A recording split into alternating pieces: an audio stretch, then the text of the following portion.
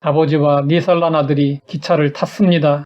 아버지는 정신이 나간 사람처럼 멍하니 창문밖만 뚫어지게 쳐다보고 있었습니다. 아들은 기차 안을 마구 돌아다니며 소란을 피웠습니다. 승객들은 더 이상 참지 못하고 아이를 방치하고 있는 아버지에게 아이를 제지하라고 야단쳤습니다. 승객들의 책망을 들은 아버지는 정신이 돌아왔는지 승객들에게 거듭 사과를 했습니다. 죄송합니다. 제가 너무 경황이 없어서요. 용서해 주십시오. 사실 아이의 엄마가 암으로 죽었습니다. 아이는 엄마의 죽음을 알지 못합니다. 승객들은 그 말을 듣고는 숙연해졌습니다. 소란을 피우는 아이를 방치할 정도로 정신이 나가버린 아버지를 측은히 여기게 되었고 사정을 알지 못하고 비난한 일에 대해 오히려 미안한 마음을 가졌습니다. 우리는 함부로 판단하지 말아야 합니다. 우리의 판단은 정확하지 못합니다. 또한 판단할 만큼 우리가 의롭지 못합니다. 그런데 바울 당시의 유대인들은 남을 판단하고 비판하는 일을 즐겼습니다. 자신은 의롭고 선하다는 것을 은근히 과시하려는 마음 때문이었습니다. 다른 사람을 심하게 비판하는 사람일수록 자기 우월감이 강합니다. 바울은 세상 사람들을 판단하기에 바쁜 유대인들을 향하여 말했습니다.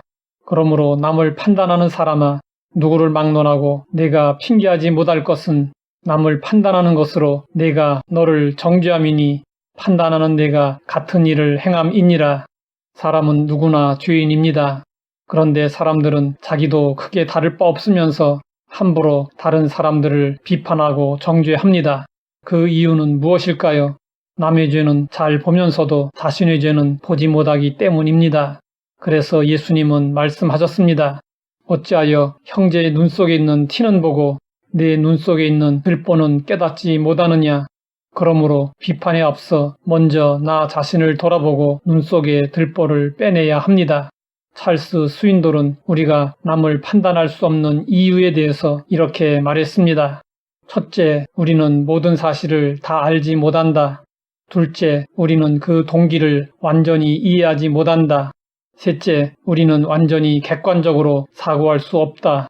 넷째, 그 상황에 있지 않으면 정확하게 알 수 없다. 다섯째, 우리가 보지 못하는 부분이 있다. 여섯째, 우리에게 편견이 있고 시야가 흐려질 수 있다. 일곱째, 우리는 불완전하고 일관성이 없다. 이것이 우리의 모습입니다. 영어로 이해는 understand입니다. 언더 아래와 스탠드 서 있다의 합성어로 아래에 서 있다는 뜻을 지니고 있습니다. 아래로 내려가 보지 않으면 남을 오해하고 우습게 여길 수 있습니다. 하지만 아래로 내려가서 남의 입장에 서보면 그 사람의 심정과 행동을 이해할 수 있게 됩니다. 남을 판단하기에 앞서 상대방의 입장을 생각해보고 나 자신을 돌아보는 것이 지혜입니다. 이에 대해 성경은 말씀하고 있습니다.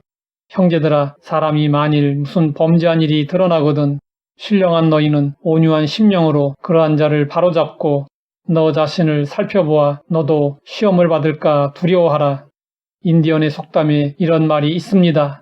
그 사람의 신발을 신고 1마일을 걸어보기 전까지는 그 사람을 비판하지 말라. 아무리 얼굴 없고 이름 없는 인터넷이라 해도 도에 넘치는 비난은 삼가야 합니다. 역지사지라는 사자성어가 있습니다. 상대방의 처지나 형편에서 생각해보고 이해하라는 뜻입니다. 그러나 사람 사이에 입장을 바꾸어 남의 처지와 마음을 헤아리는 일은 말처럼 쉽지 않습니다. 사람들은 본능적으로 자기 위주로 생각하기 때문입니다. 자신이 할 수 있으면 다른 사람도 쉬울 것이라고 생각하고 자신의 생각과 다르면 틀린 것이라고 생각합니다. 상대의 말을 들으며 그 입장에서는 그럴 수도 있겠구나 라고 머리로는 받아들이지만 마음으로 공감하지 못하면 갈등은 해소되지 않습니다. 역지사지할 수 있는 공감 능력은 책상 위에서 배울 수 있는 것이 아닙니다. 경험해봐야 알 수 있습니다. 그러므로 다른 사람의 신발을 신고 걸어다녀 보는 것이 중요합니다. 역할 교체는 상대방을 이해할 수 있는 가장 효과적인 방법입니다. 하나님 아버지, 남을 판단하지 않도록 깨우쳐 주시니 감사합니다. 다른 사람의 입장을 이해하고 공감할 수 있게 하옵소서. 예수님의 이름으로 기도드립니다.